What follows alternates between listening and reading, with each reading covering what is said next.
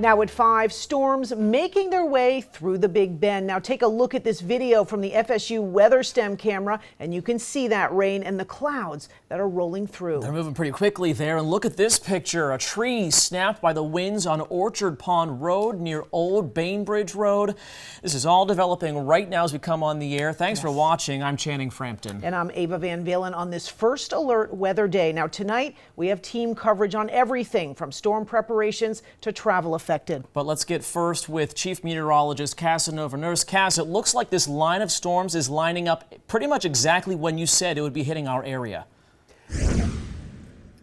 That is what it appears. We're starting to get in on the strongest part of this squall line entering our central and western Big Bend counties right now. We've seen a deterioration in the weather conditions rapidly in sections of Gadsden County, and that's where we have some of the indications of some of the strongest winds. And because of the positioning of this line and the intensity of it, that's why we're seeing some severe thunderstorm warnings continuing to pop up across the region. Right now, I did get a message from a Facebook follower in Quincy saying that he's being battered by the winds and the rain that's been occurring in central Gadsden County. This is beginning to move towards the Midway area, Havana as well, and south towards Lake Talquin. This goes beyond into the Apalachicola forested areas right around the Ocklawahnee River. But these thunderstorms, especially where we see these little curves, these bends, that indicates where the winds are particularly strong, and they can certainly be more gusty than what we've had even before the storms arrived. The Forgotten Coast region, St. George Island, East Point to Carabel, this will also propagate in an easterly movement, and that will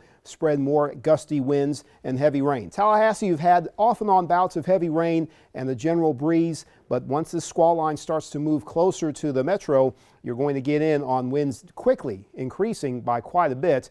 And for these reasons, there is a broad stretching severe thunderstorm warning that goes across the state line from southern Grady, Thomas County, right through all of Leon, Wakulla, and Franklin County. It's in effect until 6 o'clock as this thunderstorm line moves generally to the east at roughly 30 to 40 miles per hour. So these thunderstorms, if you haven't had much storminess yet, they are coming, and they'll continue to move to the east in general towards the Suwannee River Valley through the late night hours. We're still monitoring the possibility of maybe isolated tornadoes too. We'll analyze these storms in depth coming up in a few minutes.